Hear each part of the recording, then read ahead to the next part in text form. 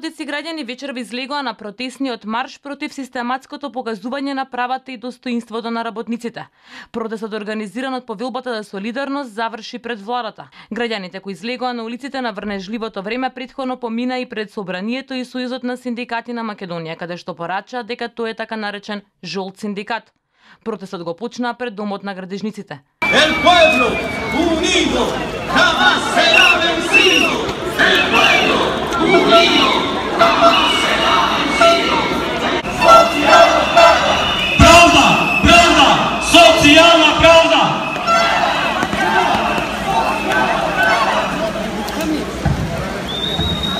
Сите сме работници без разлика дали држиме пенкало или чекам во раката. Мораме да продолжиме борбата на улица. Мораме да продолжиме и преку институциите, бидејќи тие институции се за нас и од нас. Немаме мир, дека нема права и достоинство. Ќе победиме! Ќе победиме!